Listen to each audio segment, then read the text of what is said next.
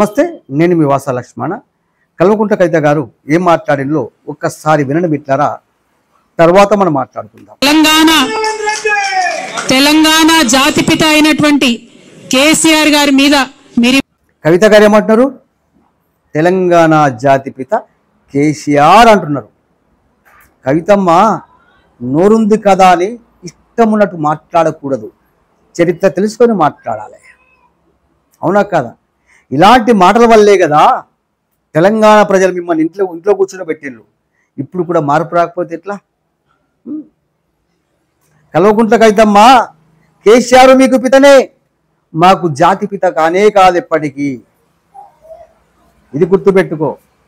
తెలంగాణ పేరుతో, తెలంగాణ సెంటిమెంటుతో లక్షల కోట్లు దోచి మీకు దాచిపెట్టింది కాబట్టి మీరు పితగా గౌరవించుకోండి, కానీ జాతిపితను రుద్దకండి. కేసీఆర్ జాతిపిత అయితే తెలంగాణమై జీవించి తెలంగాణ కోసం పదవులు త్యాగం చేసి మొత్తం సర్వస్వం త్యాగం చేసిన కొండలక్ష్మి బాపూజీ గారు ఎవరు?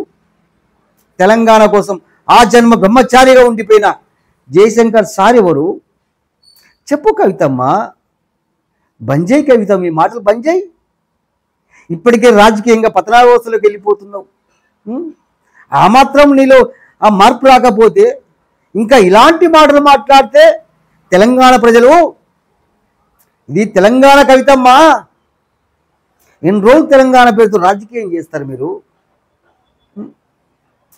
తెలంగాణ పేరు వల్ల ఒకే ఒక కుటుంబం బాగుపడ్డది మిత్రులారా, ఆ కుటుంబమే కల్వకుంట్ల కుటుంబం. కల్వకుంట్ల కవితమ్మ, మీ పితని గౌరవించుకోండి, జాతి పితాని చెప్పకండి. ఇలా ఇంకొకసారి మాట్లాడితే తెలంగాణ ప్రజలు కన్నెరి చేసినాడు. ఇప్పటికీ రాజకీయంగా పతనావాసలు వెళ్ళిపోయినావు. రాజకీయ ఉనికిని కూడా కోల్పోక తప్పదు కవితమ్మ. ఖబర్దార్ చెప్పుతున్నా.